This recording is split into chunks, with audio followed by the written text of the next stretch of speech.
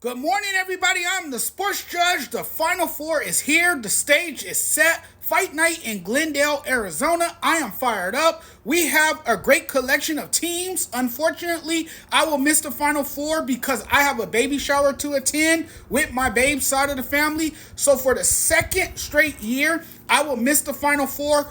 All good. I can still break it down, talk about the upcoming games and matchups.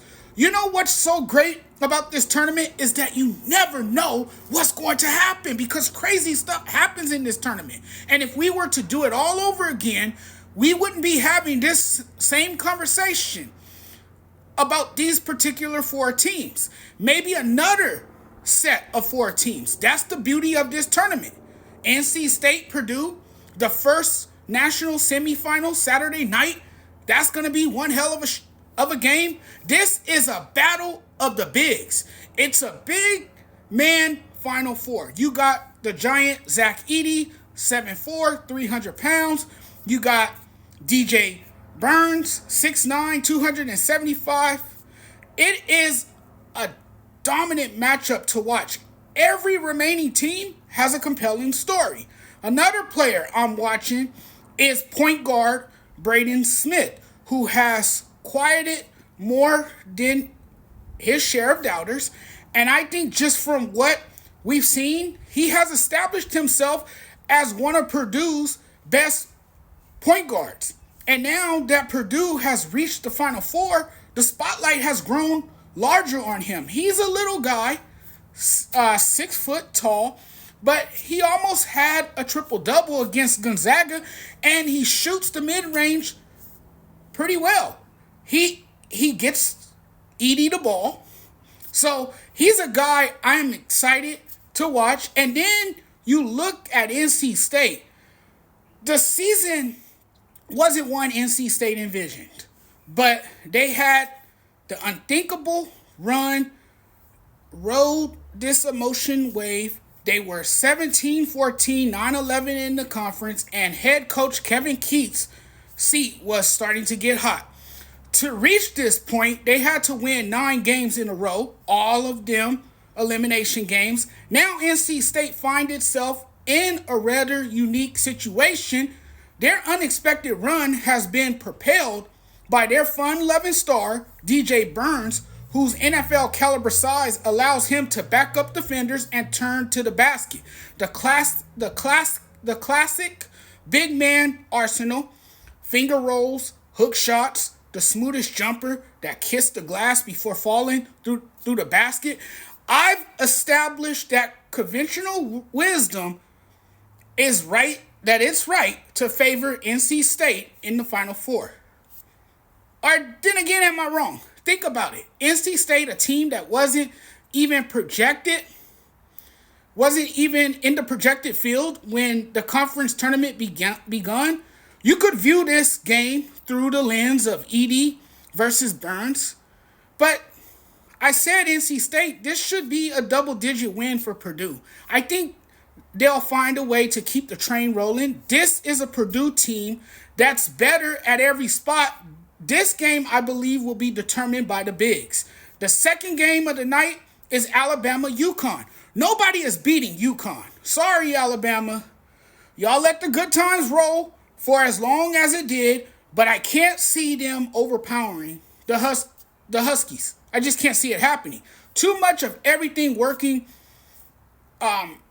in their favor. Dan Hurley's team is a perfect manifestation of a relentless will to win.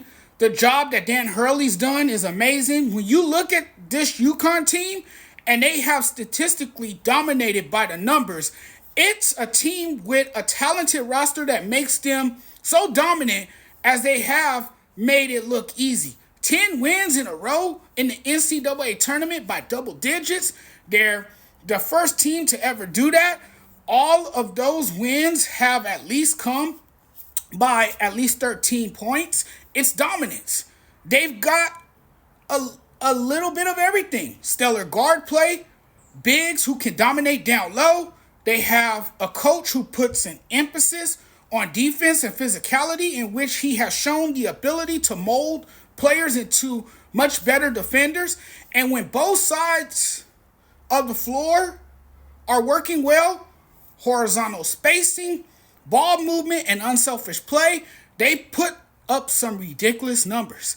I don't think there's one remaining team that can take out UConn. I've never seen a 30-0 run that UConn put on Illinois, and that came against a top scoring offense. And that's because of turnovers and quick shots, right?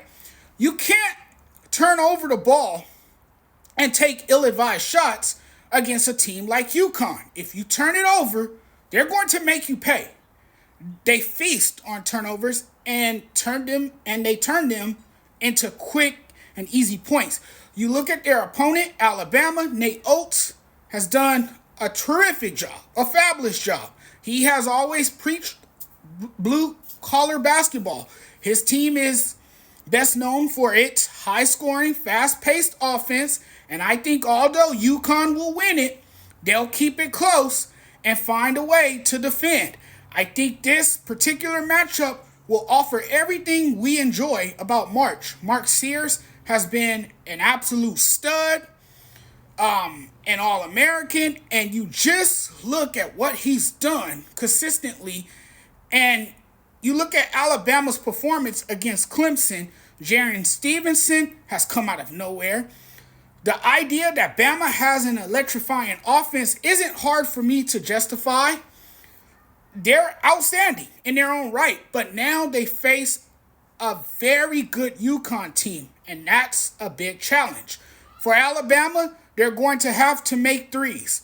They average over 30 attempts from three per game, but in the end, UConn pulls away. That's as clear as a 30-0 run. I like UConn. I think Monday night we will get a matchup of UConn versus Purdue. And I think if there's one team that can make it really, really challenging for UConn, it is Purdue. But I think in the end, I think UConn will prevail and win the whole thing. I picked them early in the start of the tournament. I picked them to go all the way, and I think they are capable of doing that. And I think they will take care of business come Monday night as well.